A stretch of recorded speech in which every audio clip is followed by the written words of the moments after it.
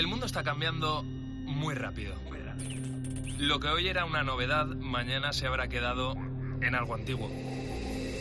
Ese frenético ritmo que muchas veces nos hace preguntarnos ¿y qué será lo siguiente? Velocidad que genera incertidumbre, a veces miedo, pero también intriga, ilusión y sobre todo emoción por conocer. La ciencia, la tecnología, la innovación, los cambios sociales nos empujan para seguir avanzando. Soy José Ángel Cuadrado y si tú me preguntas ¿qué será lo siguiente? ¿Qué va a ser lo siguiente? Yo te respondo, esto es lo que viene. Hoy mismo vamos a lanzar a audiencia pública el plan de ciencia.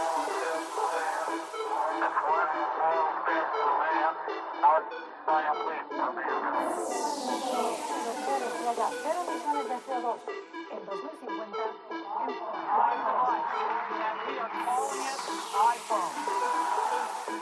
El comité ha llegado a una conclusión científica clara. Es una vacuna segura y efectiva. La tercera misión de SpaceX se ha acoplado con éxito. En COPE, José Ángel Cuadrado. lo que viene. ¿Te imaginas que el próximo currículum que eches en una empresa no lo revise el Departamento de Recursos Humanos, sino un programa de inteligencia artificial? Alucinante, ¿verdad? Pues que no te sorprenda tanto, vete acostumbrándote porque esto ya es una realidad. Pequeña, aún tiene que desarrollarse, pero sin duda la inteligencia artificial está irrumpiendo de lleno en todos esos procesos de selección de personal.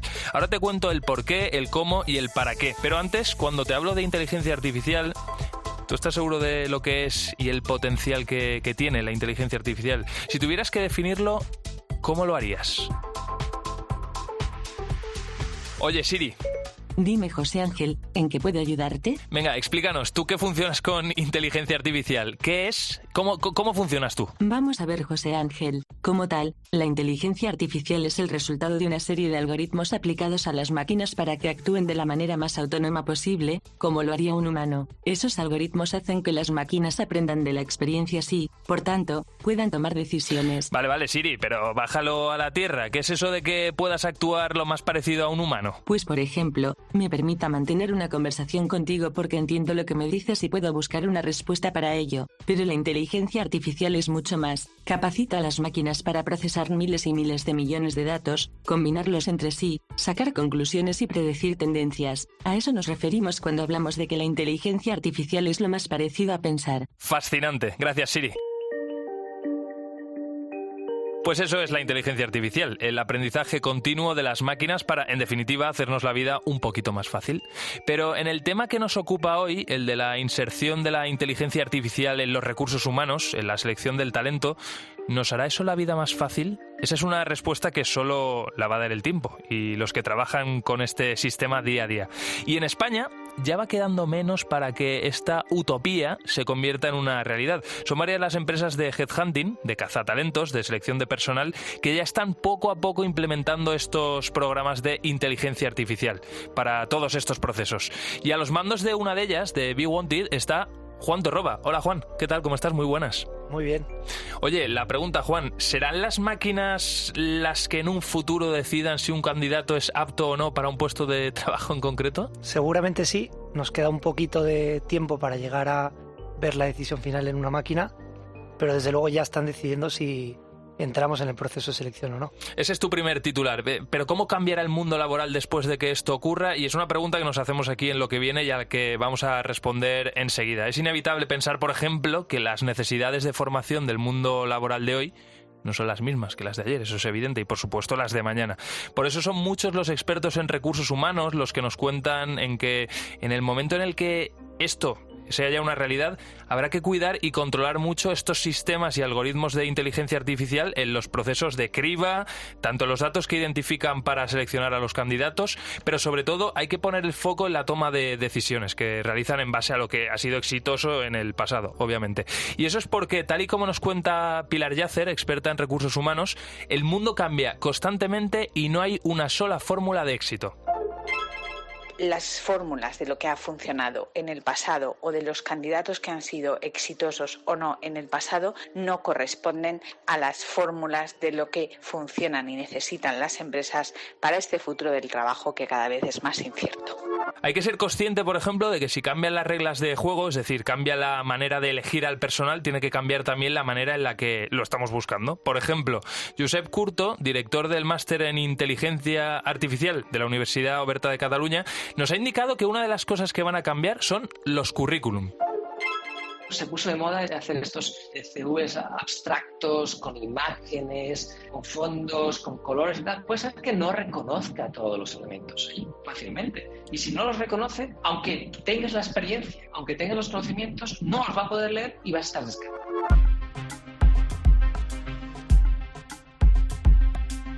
Juan Torroba, vuelvo contigo, al frente de BeWanted, una empresa de selección de trabajadores, de headhunting, que utiliza inteligencia artificial en los procesos. ¿Por qué se está dando esta tendencia, la de incluir la inteligencia artificial en los recursos humanos?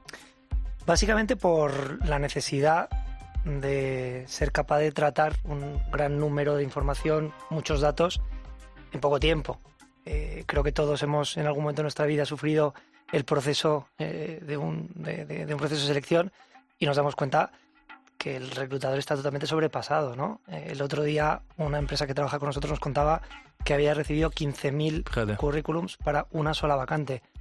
No hay persona ni equipo de recursos humanos que sea capaz de en un tiempo razonable gestionar, ¿no? Y filtrar toda esa información. Entonces el primer punto está muy claro y es que somos muchos, estamos globalizados, trabajamos en remoto y ya no nos dedicamos solamente a trabajar en nuestro entorno más cercano, sino que podemos hacerlo casi en cualquier parte del mundo. Y eso hace que el primer contacto necesite de máquinas para gestionar todo ese volumen de información. Oye, Juan, ¿hasta dónde se puede filtrar en una selección de personal? ¿Qué ha sido lo más loco que os han pedido? Nos han pedido muchísimas cosas, ¿no? O lo vemos. Quitando cosas que realmente no se pueden buscar, ¿no? Que siempre, desgraciadamente, nos encontramos con demandas que no son fácilmente tratables. Yo siempre recuerdo un proceso en el que nos pedían a alguien especializado en la construcción de puentes y los candidatos tenían que venir de todo el mundo, entiendo. No solamente de todo el mundo, sino que tenían que ser militares, ¿no? Porque el mercado militar es el más sofisticado a la hora de construir puentes rápido y fiables para que pasen las tropas de un sitio a otro, ¿no? Y hicimos un proceso de selección en todo el mundo buscando a los mejores militares construyendo puentes para una empresa de ingeniería, ¿no? Algo que era realmente muy curioso. Oye, Juan, claro, estamos hablando aquí desde el punto de vista de la empresa, pero ¿cómo debemos prepararnos los trabajadores para enfrentarnos a un proceso en el que va a decidir la inteligencia artificial? ¿Hay alguna clave? Bueno, yo creo que en los próximos años tenemos que separar muy bien dos fases del proceso de selección. La fase de la toma final, en la que creo que la máquina todavía no llegará. Todavía no he encontrado un solo reclutador, y me refiero al jefe que va a trabajar contigo, que no tenga su propio modelo de reclutamiento, ¿no? de selección. Y eso es imposible encontrar ese denominador común porque cada uno tiene su modelo y va a contratar él a la persona que quiera. En cambio, en la primera fase, que es la que tiene que ver con el filtrado, hay mucho para poder prepararnos. Y lo primero, entender que hoy ya no es una persona la que lee el currículum, ya es una máquina. Y la máquina tiene una serie de información precargada y es lo que va a buscar, ¿no? Entonces, lo primero es entender quién eres para poder definir bien dentro de tu currículum quién eres y tener en cuenta lo que las compañías van a buscar para que ese match que va a hacer una máquina sea lo más fácil posible, ¿no? De manera que todo lo que tiene que ver con la información, esas palabras que vas a tener que incluir dentro de tu currículum o incluso dentro de tus redes sociales, ¿no? Si tienes un perfil de LinkedIn o cualquier otra red enfocada en la parte laboral, necesitamos ayudar a la máquina a encontrarlo, ¿no? Porque el primero que encuentre, el que tenga más porcentaje de match, va a ser el primero que van a llamar. Claro, oye, Juan, estamos hablando de leer un currículum, ¿no? Que la máquina, que la inteligencia artificial lea un currículum. La Unión Europea ya está legislando sobre este tipo de procesos de selección. Mi pregunta es, más allá del currículum, ¿la inteligencia artificial sabrá, por ejemplo, si una persona genera buen ambiente de trabajo, si es amigable con sus compañeros, si es más o menos propenso a llevar bien una carga de trabajo alta? ¿Todo eso está ya o se va a desarrollar en los próximos años? Está ya. De hecho, os pongo el ejemplo de nuestra propia compañía. En BeWanted trabajamos con un algoritmo, el resultado es el JobRank, que es el índice de empleabilidad de un candidato. Es decir, tú cada vez que entras dentro de nuestra plataforma, un sistema de inteligencia artificial determina un índice de empleabilidad para ti. y 1/3 es la información de tu currículum o del registro que haces dejando información, ¿no? Las otras 2/3 partes de ese que ponderan ese índice no tiene nada que ver con el currículum, tiene que ver con tu comportamiento, con las referencias, con toda la información que las máquinas, no las personas, son capaces de obtener hoy en la red o a través de diferentes puntos de contacto, que lo que hacen es que sea mucho más rica la información sobre la que toman las decisiones. Oye, y algo ya mucho más... esto es un poco loco, ¿no? Pero imagínate que yo trabajase con una inteligencia artificial accesible para mí como trabajador, la configurara de alguna manera o le dijera cómo soy yo, o esa inteligencia artificial supiera cómo soy yo, y que esa inteligencia artificial mía se enfrentara a la del proceso de selección. Eso ya... no sé si eso implosionaría o qué sería aquello. Probablemente, mira, de hecho nosotros la primera versión de nuestro JobRank tenía una cantidad de sesgos que era impresionante, ¿no? Porque no fue nuestro, sino de los 300 directores de recursos humanos más cerca de nuestro grupo, ¿no? Pero tenía mucho sesgo, porque eran 300. Hoy tenemos más de 12.000 puntos de contacto de personas utilizando la herramienta para reclutar y millones de usuarios que empiezan a tener información mucho más abierta como para tenerlo en cuenta, ¿no? No creo que funcionara porque los sesgos son demasiado, ¿no? Claro. Es decir, yo siempre cuando hablo de inteligencia artificial en recursos humanos digo que es complicado llegar al final del proceso porque ni siquiera nosotros tenemos la inteligencia humana como para poder escribirlo, ¿no? Yo creo que no es... Comentábamos, Pilar, creo que no somos capaces de poner solamente una fórmula del éxito a la hora de encontrar un candidato, ¿no? Tenemos que conseguir encontrar las tendencias generales que además cambian cada día. Oye, y también sucede otra cosa, que al final cuando se hace una entrevista de trabajo también tiene un papel muy importante el entrevistador, ¿no? Esa habilidad para sacar a la persona que tiene enfrente esa información que sea clave para que una empresa decida si le interesa o no le interesa. Hasta ese punto, entonces, ¿cómo debe estar configurada la inteligencia artificial para que sepa extraer la mejor información de los candidatos? Solamente si tenemos patrones demostrados que sepamos que nos van a dar un buen resultado. Hablabas de una persona que puede generar un buen ambiente de trabajo, ¿no? La única manera para conseguir eso es preguntarle a sus compañeros, jefes, subordinados cómo es esa persona trabajando. En una entrevista lo vas a poder obtener si eres capaz de identificar si esa persona te está dando una respuesta verdadera o no. Y eso lo puedes sacar a través de microexpresiones faciales que una máquina seguramente es capaz de analizar. Dicho esto, creo que la inteligencia artificial siempre funcionará cuando seamos capaces de aportar un gran número de datos de diferentes fuentes. El gran problema para mí de las entrevistas de trabajo es que la única fuente que estás obteniendo es lo que ese candidato te está contando. Claro. Eso hace que podamos poner todavía un poco en duda cómo es, porque la validación de la información que estás obteniendo viene solamente de una persona. Por eso es tan importante no solamente la inteligencia artificial, sino otras tecnologías como el blockchain, que lo que te dice es: ¿cuándo empiezo yo a asegurarme que el candidato es bueno? Un headhunter tradicional te va a decir siempre lo mismo. Cuando he hablado con 20 personas que han trabajado con esa persona durante su carrera profesional. Y es la única manera de asegurarte no creerte tus propios titulares de tu propia entrevista, ¿no?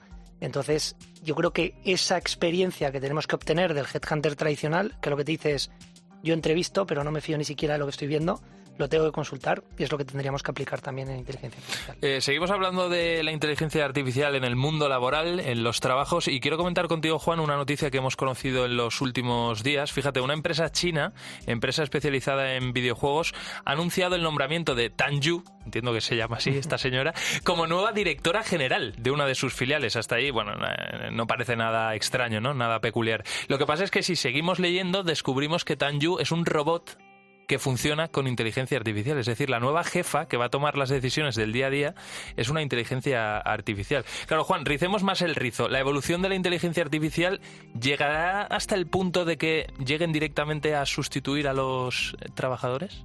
No lo creo. No lo creo. Alguien tiene que marcar esos patrones que deberían de empezar a ayudar a que esa inteligencia tenga un primer paso sobre el que trabajar, ¿no? Me imagino que esta directora general debe tener un consejo. Tan Yu debe tener un consejo al que responde, y no creo que el consejo sean también máquinas, ¿no? Serán personas. Alguien le está susurrando, ¿no? Claro, yo creo que todavía nadie dice: oye, no tengo jefe. Seguro que Tan Yu tiene jefes y seguro que son personas. Juan Torroba, al frente de la empresa BeWanted, que se encarga de seleccionar personal para las empresas a través de la inteligencia artificial. Estaría contigo hablando horas y horas y horas. Ha sido muy, muy interesante, de verdad te lo digo. Muchas gracias, Juan. Gracias a vosotros. Seguimos en lo que viene. En COPE, lo que viene. José Ángel Cuadrado.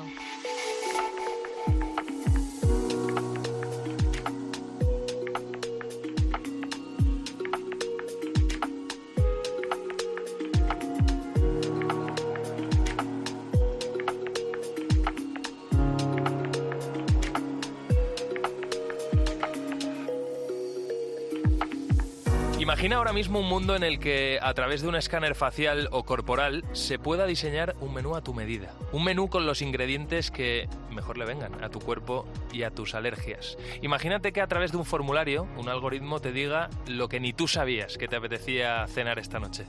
Es algo sorprendente, ¿verdad? Bueno, imagínate que esa misma noche puedes sentarte a la mesa de ese restaurante que te gusta tanto, tú solo, y que a través de unas gafas de realidad virtual puedes ver a tu mejor amigo, que vive en otro país, sentado a tu lado. Parece que te estoy describiendo una película de ciencia ficción, ¿verdad? Pues en verdad la realidad de lo que viene no se aleja mucho de lo que te acabo de contar. La tecnología está avanzando a tal velocidad que hasta nos cuesta tener tiempo de adaptación. Y la gastronomía, pues no iba a ser una excepción. ¿Cómo? Pues todo a través del metaverso. Todos hemos sido testigos de que la tecnología ha cortado las distancias y los tiempos en muchísimos aspectos. Busca, desde luego, encontrar nuevas formas de entretenimiento y de placer. Cada vez la brecha entre la realidad y lo virtual es más pequeñita. El metaverso es el espacio que se está diseñando para unir el mundo virtual con nuestra realidad, que dicho sea de paso, cada vez es más virtual, ¿verdad? Es así como en este nuevo mundo los seres humanos podrán interactuar de manera social y económica por medio de avatares en el ciberespacio. Vete pensando ya cómo quieres diseñar tu avatar, reflejando, como digo, esa nueva realidad. María Bandera, la especialista en tocar y probar el futuro en lo que viene. ¿Qué tal? ¿Cómo estás? Muy buenas. Pues muy bien, José Ángel, encantada de hablar hoy de la comida que viene. Encantado de tenerte una semana más aquí con nosotros. Oye, a ver, la realidad aumentada se está metiendo de lleno en los restaurantes porque ya no es solo que podamos ver la carta enfocando con la cámara a un código QR, sino que también podemos ver emerger el plato en 3D antes de pedirlo. Pues ¿Eso sí, cómo sí. es? Pues mira, la realidad aumentada de la que estás hablando existe ya. Con nuestro teléfono móvil podemos apuntar a un código QR en la mesa de un restaurante y no solo ver la carta, que es algo que ya tenemos interiorizado, que ya vemos muy habitual, sobre todo después de la pandemia. Y también podemos ver el plato. Esto es un paso más allá, que también se puede hacer. Podemos ver el plato, como decías, en 3 dimensiones, girarlo para ver bien los ingredientes, por ejemplo. Digamos que el preguntar al camarero cómo es el plato, qué ingredientes lleva y demás, pues se va a acabar, ¿no? Ajá. Una situación que no le queda tanto, que le quedan muy pocos años, es entrar en un restaurante, María, y vernos a la mayoría de gente con unas gafas puestas, pero no unas gafas de vista, unas gafas de realidad virtual. De momento, José Ángel, el usar las gafas de realidad virtual es algo para los comensales, no para los cocineros, que hablaremos más tarde de ello. Es algo que está en fase de investigación, pero bueno, por ahí van un poco los tiros de lo que nos espera en gastronomía. Nos permitirán, por ejemplo, estas gafas que mientras nos traen el plato, pues darnos un paseo por las instalaciones del restaurante, acercarnos a la cocina para ver cómo están elaborando nuestro plato, ver, por ejemplo, cómo se ha preparado el pan que vamos a comer y, bueno, pues un montón de experiencias, ¿no? Que envuelven la experiencia gastronómica. Lo que viene en la gastronomía, todo esto que estás contando, María, se llama ahora mismo Sublimotion, que es un restaurante que está en Ibiza. ¿Qué podemos encontrar ahí? Pues mira, este restaurante, que dirige, por cierto, Paco Roncero, busca dar lo que te comentaba, una experiencia completa al comensal. Funciona no solo la alta gastronomía, sino también pues la puesta en escena, el espectáculo y, por supuesto, la tecnología, ¿no? El cocinero, por ejemplo, cuenta con unas gafas que le muestran los ingredientes, las cantidades, los tiempos, las temperaturas que tiene que utilizar para elaborar cada plato. Imagínate también, que es un paso más allá, tener esas gafas en nuestra casa, que no tengamos que estar con un móvil buscando una receta y cocinando con las manos sucias y demás, sino simplemente con esas gafas ver la receta y que nos diga, pon esto, quita esto, pon sal, más sal, menos sal, corrige. Va un poco por ahí la experiencia de este restaurante. Además, cada uno de los platos lleva asociada una experiencia diferente y gracias al uso de esta realidad aumentada que decías, se puede incluso incluso ver a tiempo real todos los nutrientes de cada plato y el papel que juega cada uno en nuestro cuerpo. Qué maravilla. También te digo una cosa, habrá que pensar en la sobreinformación. ¿Y qué hacemos con todo esto? Y si podemos elegir saber una cosa o la otra, porque es que al final nos va a costar. Nos va a costar decidir demasiada qué queremos información, saber. A veces no es buena. Demasiada información, muchas fotografías, muchos vídeos, en fin, que también la clave será qué nos enseñan en cada momento para que no nos abrumemos con esa cantidad de información. Claro, si vemos también los nutrientes que tiene un plato, estamos a dieta y las calorías, por ejemplo, pues también nos puede ayudar a elegir, ¿no? Oye, María, muchísimas gracias como siempre. Quédate aquí porque, fíjate, quiero saludar a una de las personas que sabe mucho sobre todo esto, sobre lo que viene en la gastronomía. Es Mauro Fuentes. Hola, Mauro, ¿qué tal? ¿Cómo estás? Muy buenas. Hola, muy buenas, ¿cómo estáis? Muy bien, un placer tenerte. Eres director del Metaverse Executive Program del ISDI. Bueno, a ver, lo primero, vamos a centrarnos en esas gafas, ¿no?, que nos colocamos en un restaurante, que desde luego parecen la puerta a otra dimensión. ¿Qué más cosas vamos a poder hacer con ellas? Cuéntanos. Bueno, pues si nos estamos colocando unas gafas es porque seguramente nos vayamos a meter en un entorno completamente virtual, ¿no? Porque ahí lo que queremos es abstraernos del entorno de ese restaurante en ese momento para vivir una experiencia aumentada. Entonces, pues podríamos, por ejemplo, y eso es algo que yo creo que restaurantes que están trabajando en lo que es la privación de la experiencia sensorial, como veíamos antes, ¿no?, para centrarnos en el gusto, lo que van a hacer seguramente sea crear experiencias completamente inmersivas que lo que hagan sean acompañar ese gusto que nosotros estamos tomando, ¿no? Tú imagínate que vas a un restaurante y te ponen un plato de pasta y de repente te trasladas directamente a la Toscana italiana, un atardecer en una mesa, en una terraza estupenda. Pues oye, podría ser muy agradable. Eso, ¿no?, mejora el sabor del plato. No lo sé si lo mejora o no, pero por lo menos lo hace un poco diferencial, ¿no? Ahora que tan de moda está sobre decorar los restaurantes, pues bueno, pues no tendrías que hacer eso, ¿no? Porque para cada plato tendrías una decoración diferente, ¿no? Un escenario diferente que podrías aprovechar. Y eso sería una pequeña parte de muchas cosas que se podrían hacer, sí. Es decir, que podríamos entrar en un espacio totalmente diáfano y que para implementar la decoración solo se necesiten esas gafas, ni más ni menos.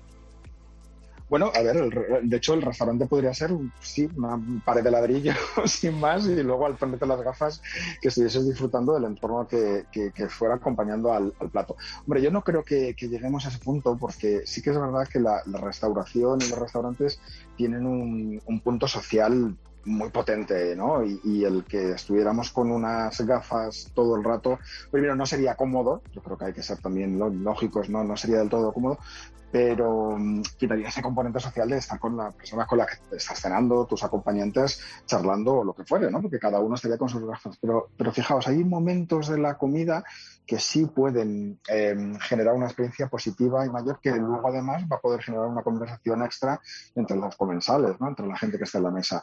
Viene el camarero con el vino. El camarero no tiene por qué saber de vinos, pero a la hora de hacer la elección del vino, tú te pones las gafas y tienes a un sommelier que te está explicando qué uva es, qué bodega, qué tipo de maridaje hace ese vino, con qué platos lo hace. Y esto lo puede tener cualquier restaurante puesto en marcha. Ahora mismo no hace falta que a lo mejor fueras un restaurante, pues eso, de 2, 3 estrellas Michelin para tener un servicio de valor añadido, sino que cualquier restaurante podría acceder a algo de estas características si utilizase ese metaverso, ¿no? Ese metaverso donde un sommelier en 3D, donde tú tuvieses al sommelier sentado delante de ti, ¿no? Prácticamente explicándote cómo es el vino que estás a punto de tomar. Yo creo que eso puede aumentar la experiencia y hacerla un poquito mejor y luego dar tema de conversación en la mesa, que es lo que todos queremos. Claro, y ahora, Mauro, le vamos a quitar esas gafas al comensal, me las voy a quitar a mí mismo, que estoy comiendo en un restaurante, y directamente se las voy a poner a uno de los cocineros que están ahí trabajando. ¿Qué le puede aportar a un cocinero? Bueno, aquí yo creo que un cocinero, más que unas gafas de realidad virtual, sería unas gafas de realidad mixta. Y te explico un poco la diferencia. Sí. Las gafas de realidad virtual te generan un entorno completamente abstraído de la realidad y completamente nuevo, pero las gafas de realidad mixta lo que hacen es que tú sigues viendo el mundo real y lo que hacen es añadir una capa por encima de esa realidad. Pero una capa que además interactúa. O sea, es decir, que si nosotros estamos con unas gafas estás mirando, por ejemplo, la preparación de un plato, estas gafas podrían detectar cómo se está preparando el plato y darle indicaciones al cocinero, por ejemplo. Podrían estar diciéndole, oye, pues ahora tienes que amasar más, o tienes que hacer la forma más redonda, o tienes que incluir este ingrediente o este otro. O sea, que esas gafas sirvan de guía, pero estamos hablando de un cocinero y tú estás hablando de un restaurante, pero tú imagínate ponerte unas gafas en tu casa y poder hacer una receta, si una receta de manos de David Muñoz, que está ahí contigo ayudándote a hacer la receta. Eso podría ser posible. Sí, esto desde luego es una maravilla, y con lo que echo de menos yo mi tierra, que yo soy valenciano y vivo aquí en Madrid, tú imagínate estar comiéndome una buena paella aquí en cualquier restaurante de Madrid, sentir que estoy en Valencia por lo buena que está, pero además ver Valencia, o sea, ver la playa de Valencia, es que eso va a ser, en fin, va a ser una maravilla. Claro, no. E incluso para el cocinero, imagínate, a la hora de echar algo a la paella, pues que le diga, oye, no, que ese ingrediente no va. Claro. Que es uno de los debates clásicos. ¿Dónde vas echando pollo? No, pues entonces que la gafa le eche la bronca. Claro. Eso también podría ser viable. Mauro, ha sido un placer tenerte con nosotros. Sigue investigando y, si te parece, en un tiempo te volvemos a llamar a ver en qué punto está todo esto y qué va a ser lo que venga en la gastronomía de nuestro país y de todo el mundo. Pues vienen cosas increíbles. Muchísimas gracias por contar conmigo y nos vemos. Hasta siempre. En COPE, lo que viene. José Ángel Cuadrado.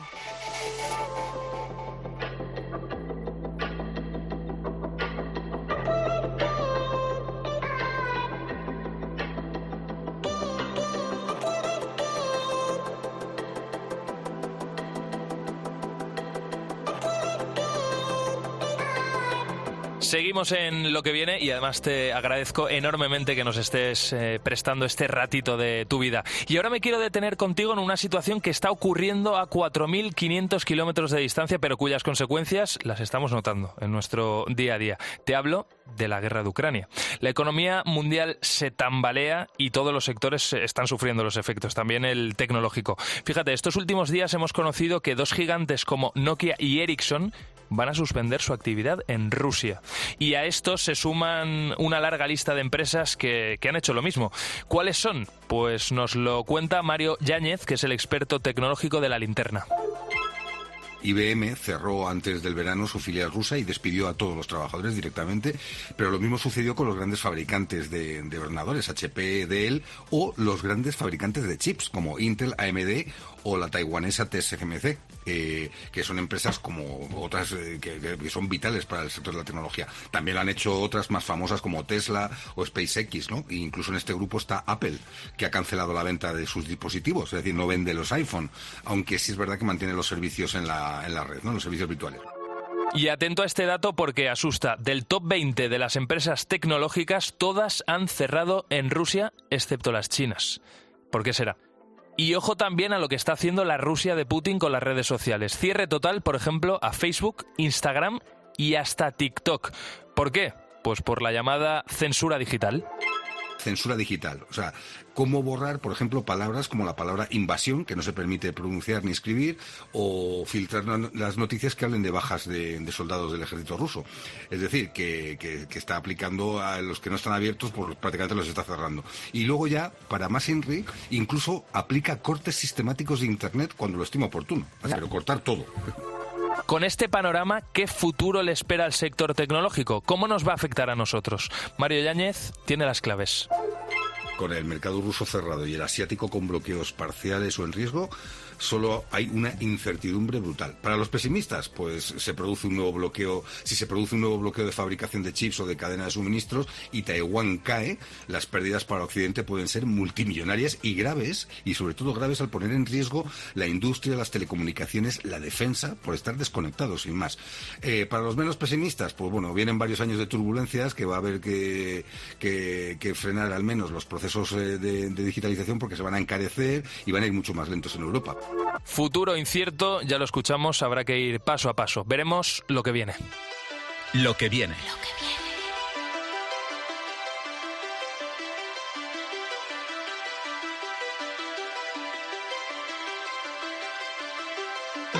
Bueno, ya lo sabes, estamos en Lo que viene, el programa que te cuenta cómo será el mundo, cómo será tu vida en los próximos años. Por ejemplo, ¿te has parado a pensar ¿cómo vas a conducir dentro de 5, de 10, de 15 años? Es una pregunta que me hago habitualmente. Cada vez los coches hacen más cosas. Te aparcan solos, te avisan si te duermes o si te cambias de carril sin poner el intermitente, frenan solos cuando vas a pegarte, a estamparte contra algo. Pero la pregunta está clara. ¿Van a conducir solos algún día? ¿Utopía o realidad? Bueno, la respuesta en principio parece que es que sí. Mejor dicho, la respuesta es que ya lo hacen. En algunos países como China o Estados Unidos ya es una realidad. En este último país, de hecho, ya se permite fabricar coches sin volante y sin pedales, por ejemplo. Es decir, que tú te montas en el coche,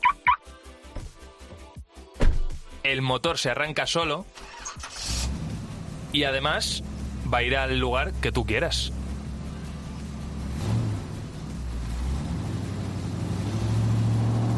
Javier Castilla, el pitoniso del programa, el hombre que ve el futuro aquí en Lo que viene. ¿Qué tal? ¿Cómo estás, Javi? ¿Qué tal, José Ángel? ¿Cómo estás? Muy bien. Oye, hablamos de conducción autónoma. Ahora entramos en detalles de en qué consiste exactamente, cómo se está desarrollando, cuándo llegará a nuestras vidas. Pero antes, algo que la gente probablemente no sepa. ¿Tú te has montado en un coche con conducción autónoma? ¿Cómo es posible? Cuéntanos. ¿Cómo fue esa experiencia? A ver. Mira, lo primero de todo, no era un coche de conducción autónoma, ni mucho menos, sino que de los diferentes niveles que podemos establecer que tiene la conducción autónoma era uno de los más bajos. De esto hace 2 años, era un Tesla Model S concretamente, y ahí sí que, bueno, es una de las marcas que, digamos, más desarrollo tienen en este sentido y que a nivel técnico casi que estarían preparados ya para poder conducir prácticamente de manera autónoma. Yo lo que probé más que nada es que muchos coches ya lo tienen, pues lo que es ir en autovía y prácticamente, vamos a decir, despreocuparte entre comillas, que no es así porque tú tienes que ir pendiente en todo momento con las manos en el volante, pero el coche prácticamente respondía ante toda la situación, mantenía la distancia con el coche de delante, te sugería cambio de carril y tú solamente tenías que confirmarlo, por así decirlo, para que lo hiciera, te mantenía la velocidad límite de la vía en todo momento, incluso era capaz de llevarte hasta la misma salida de la autovía. Entonces, evidentemente, es una goza disfrutarlo. Oye, y mucho más relajado que conducir, ir pendiente de absolutamente todo, te ayuda mucho. Aquí ya entramos al que le gusta conducir, al que no, o directamente depende, porque a lo mejor en un viaje sí quieres llevar tú las riendas del coche y en otro estás más cansado y dices, oye, que me lleven donde sea.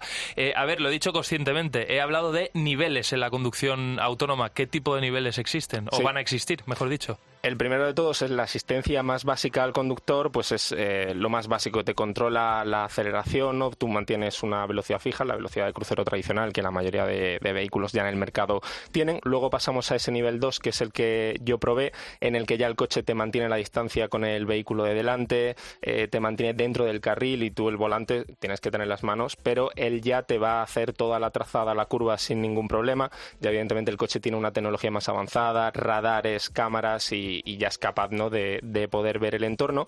Luego un nivel 3 en el que ya es una conducción condicionada, en la cual el coche es capaz de enfrentarse a la mayoría de situaciones, cambia de carril por sí solo, frena si hay algún obstáculo, reacciona a otros vehículos. Tú ya no tienes que estar pendiente, pero sí tienes que ir en el coche porque es posible que te plantee la necesidad de intervención. Entonces tú puedes no ir pendiente hasta que el coche te reclama, te avisa y te dice, oye, necesito que intervengas en esta situación.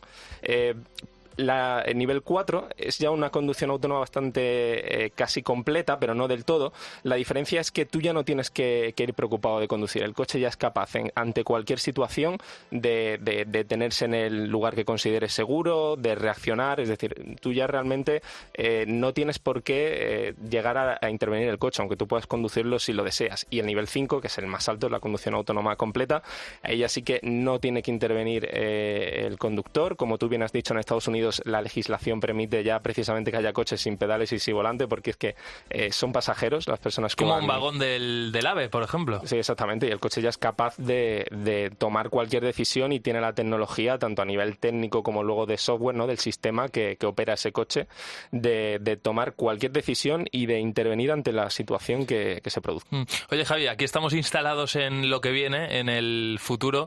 La pregunta es, a día de hoy en España, ¿cuántos coches autónomos hay circulando? Si es que hay alguno, que seguro que sí, ya lo adelanto.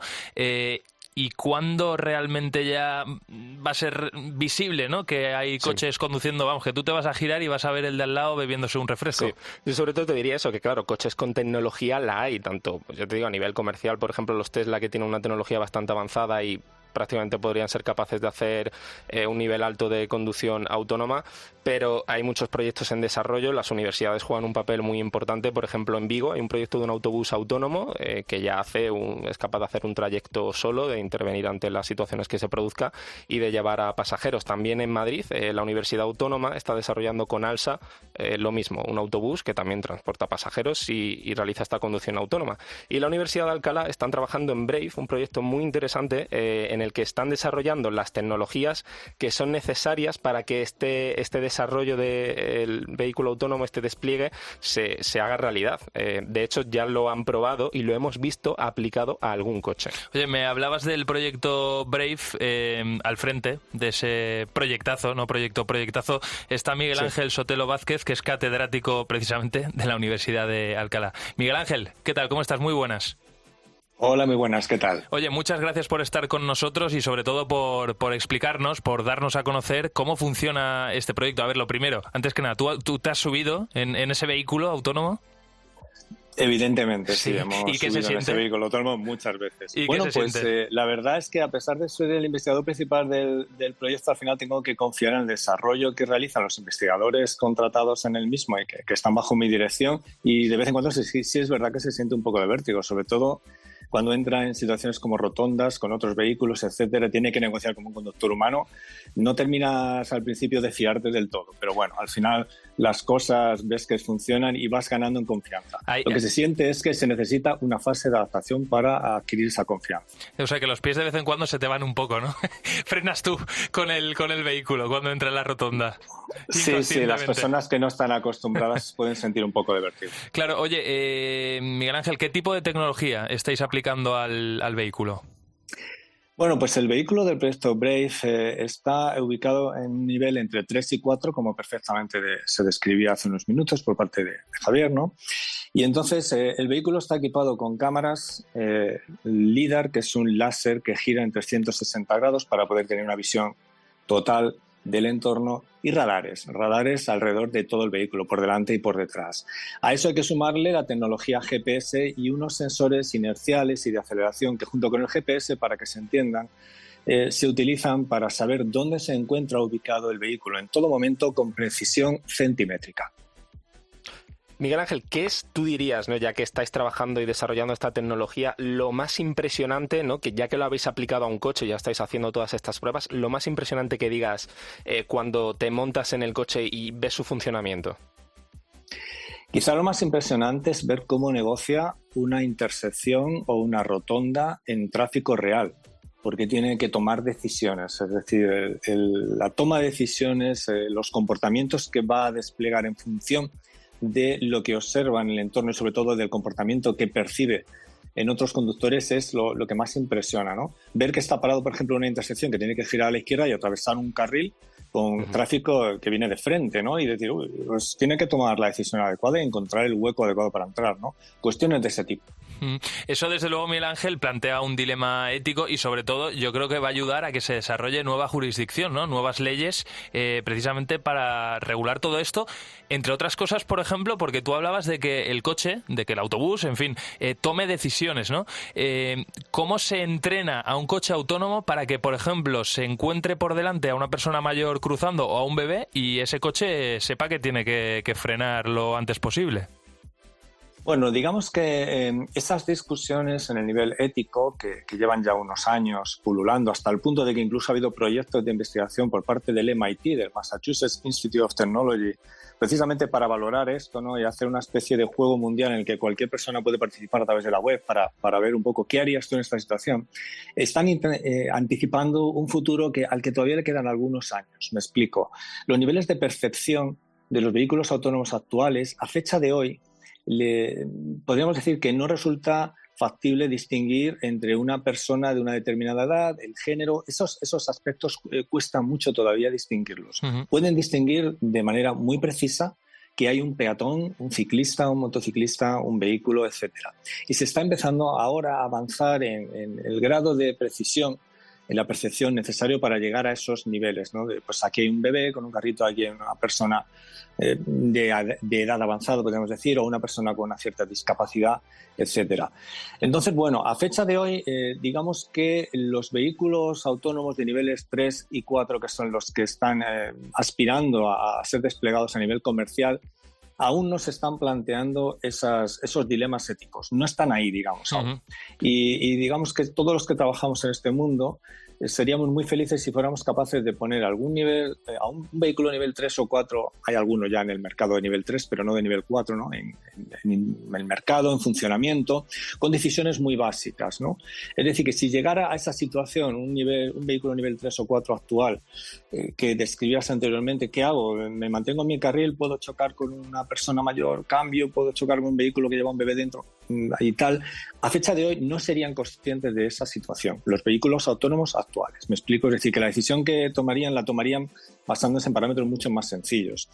¿Qué sucederá en el futuro con estas decisiones éticas? Bueno, pues los ingenieros estamos trabajando con expertos en el mundo de humanidades y ciencias sociales para desarrollar códigos éticos. Por ejemplo, en Alemania, que es un país muy pragmático, se ha desarrollado un código ético para vehículos autónomos muy sencillo, muy práctico, ¿no? Y bueno, en definitiva, para terminar de responder a tu pregunta, es materia en desarrollo actualmente y estamos trabajando con el mundo de las humanidades y ciencias sociales para aclararnos, ¿no? Porque es muy complejo ese aspecto. Miguel Ángel, con todas estas cuestiones que nos estás trasladando y tú que estás trabajando en eso, bueno, y también al extender vuestro proyecto ya de forma pública y que muchos medios nos hayamos hecho eco, ¿crees que este sistema de conducción ya autónoma total, o vamos a decir nivel 4, nivel 5, se acabará implementando en España y qué previsión, de qué año podemos hablar? Sí, ese es un aspecto en el que también hemos trabajado porque desarrollamos un proyecto de consultoría que finalizó precisamente en febrero de este año. Hemos estado unos años analizando todo esto para hacer una perspectiva a futuro, ¿no? Entonces, tenemos algunas cifras, pero claro, probablemente las expectativas no están a la altura de lo que espera el público, digamos, conforme al marketing de la cosa. Miguel Ángel, ya por rizar el rizo y como última pregunta, ¿los coches autónomos repostarán solos? O sea, ¿llegará algún momento en el que serán conscientes, necesito gasolina, se meterán en la gasolinera y luego ya, claro, entiendo que la gasolinera necesitará desplegar algún brazo tecnológico, lo que sea? En fin, la pregunta es, ¿nos podremos quedar dentro del coche y ya está? ¿Y que él actúe? Totalmente, la respuesta es que sí. De hecho, aunque el vehículo autónomo no necesita estrictamente desde el punto de vista técnico ser eléctrico, todo parece indicar, todos los estudios, que vehículo autónomo y eléctrico son dos conceptos que van a ir de la mano, como ya anticipó Tesla. Es decir, los vehículos autónomos del futuro, por marca, por prestigio, por imagen, van a ser eléctricos prácticamente el 100%. Y eso va a facilitar la maniobra de repostaje, que en este caso sería de recarga.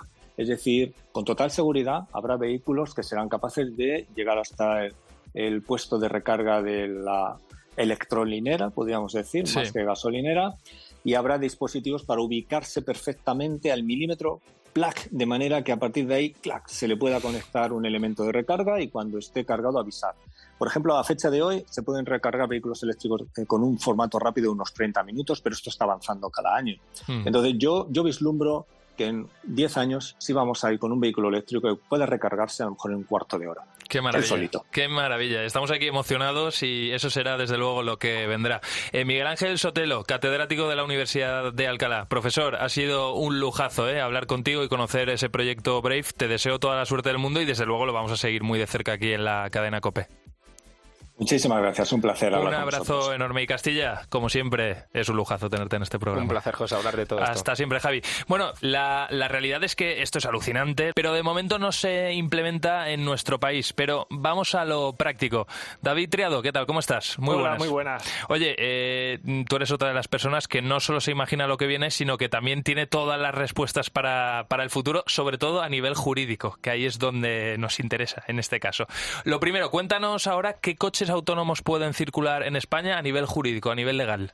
Pues de los 6 niveles de autonomía que ha expuesto Javi anteriormente, a día de hoy solo pueden circular en España hasta el nivel 2, que como comentaba Javi, pues conduce el conductor, tiene que estar permanentemente en el vehículo controlándolo, pero hay cuestiones como el control de crucero que mantiene la velocidad o mantenerse en el carril durante la circulación, que eso ya es legal y pueden circular perfectamente.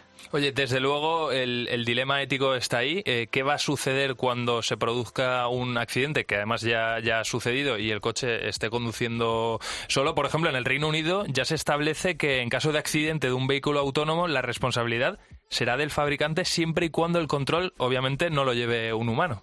En este aspecto hay mucho debate y en los próximos meses o años seguramente llegará el debate a España. Hay fabricantes que confían tanto en su tecnología que aceptan hacerse responsables de los accidentes. Hay otros que no. Pero luego también hay quien apunta que el que realmente sería responsable no es el fabricante del vehículo en su conjunto, sino lo sería el que haya fabricado esa pieza o ese sistema en específico que haya fallado o que haya causado el accidente. Y incluso hay quien va un poco más allá y dice que el responsable del accidente sería ese ente, esa entidad pública o privada que sea la encargada de homologar esos coches y aprobar su circulación, y que sería en este caso el responsable por haber permitido que ese coche circulase. Oye, y otra cosa que yo me estoy planteando ahora mismo, y seguramente los oyentes, ¿y todo esto cómo afecta a nivel seguro? O sea, los seguros que tendremos que contratar para los coches. Pues los seguros también cambiarán, y seguramente pasará como en otros ámbitos, como los seguros del hogar,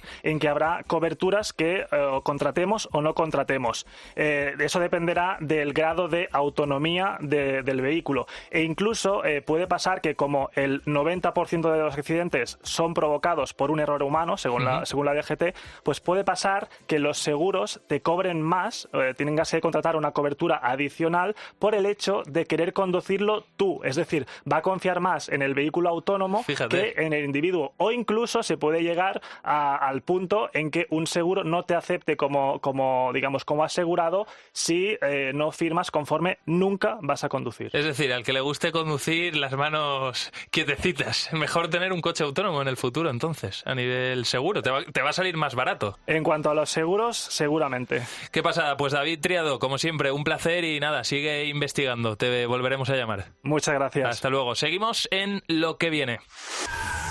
En COPE, Lo que viene. José Ángel Cuadrado.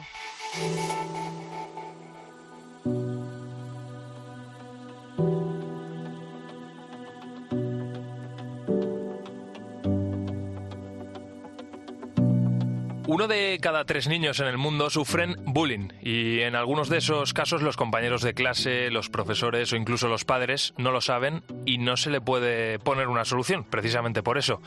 ¿Qué hacer entonces? Pues esa misma pregunta que seguro que tú también te estás haciendo o que te has hecho alguna vez es la que se hizo Paula Bañuelos hace unos años, y ella llegó a una conclusión: falta educar en emociones y falta comunicación entre padres, niños y profesores, y por eso lanzó Brave Up, que nace con el objetivo de impulsar la educación emocional en el mundo y así poder prevenir situaciones de riesgo para nuestros jóvenes, como puede ser el acoso escolar, el ciberbullying, la violencia, la ansiedad, ¿no? y el estrés que tanto estamos viviendo en estos momentos y que afecta a la salud mental y al bienestar emocional de nuestros niños y de nuestros jóvenes. Ella, como te decía, es Paula Bañuelos, y desde hace más de 5 años lidera este proyecto que une tecnología y educación, y que tiene como objetivo adelantarse a los problemas del futuro con la educación emocional. Porque la sociedad actual está exigiendo a nuestros jóvenes enfrentarse a situaciones y a entornos en constante cambio, complejos. Requieren de una gran dosis de inteligencia emocional que a día de hoy estamos viendo que no estamos sabiendo dar a nuestros niños. En Brave Up entendemos que la educación emocional es la mejor y la mayor prevención para hacer frente a las dificultades de la vida. Entre los datos más alarmantes sobre la salud mental de los menores se encuentra un aumento de los trastornos mentales de más del 47%. Es un factor en el que ha influido sin duda el miedo y el aislamiento causado por la pandemia. Algo a lo que, si no le ponemos coto, puede agravarse y mucho en el futuro. De ahí que sea fundamental ofrecer a todos los implicados la mayor cantidad de herramientas posibles. Y aquí la tecnología, desde luego, juega un papel fundamental. El metaverso ha llegado para quedarse, es una realidad y, como decía, los adultos tenemos que estar totalmente actualizados, y desde el metaverso vamos a desarrollar ese metaverso de educación emocional, un mundo en el que, a través de retos, tanto los adultos como los niños, todo basado en una metodología de juego, vamos a poder ir aprendiendo de una forma muy divertida las competencias socioemocionales. Y con el mismo empeño e ilusión del primer día, Paula Bañuelos sigue ayudando a los más pequeños, a los niños. Es decir, sigue ayudando a esas generaciones del presente a solucionar los problemas del futuro.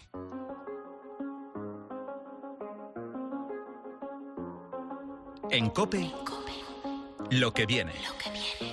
José Ángel Cuadrado. I do the same thing I told you that I never would. Told you I changed, even when I knew I never could. Know that I can't find nobody else as good as you. I need you to stay, need you to stay. I get drunk, wake up, I'm wasted still. I realize the time that I wasted here. I feel like you can't feel the way I feel. I'll be fucked up if you can't be right here. Oh, oh, oh, oh, oh. I'll be fucked up if you can't be right here. I do the same thing I told you that I never would. I told you I changed, even when I knew I never could. Know that I can't find nobody else as good as you. I need you to stay, need you to stay. I do the same thing I told you that I never would. I told you I changed, even when I knew I never could. Know that I can't find nobody else as good as you. I need you to stay, need you to stay. When I'm away from you, I miss your touch. You're the reason I believe in love. It's been difficult for me to trust, and I'm afraid that I'ma fuck it up. Ain't no way that I can leave you stranded, 'cause you ain't never left me empty-handed. And you know that I can't live without you. So baby, stay. Oh, oh,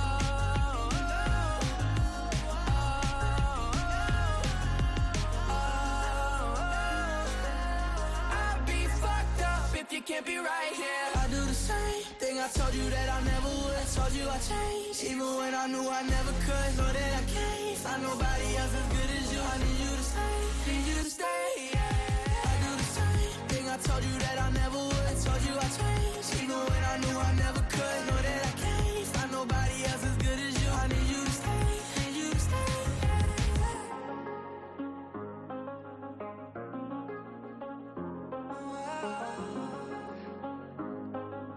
I need you to stay.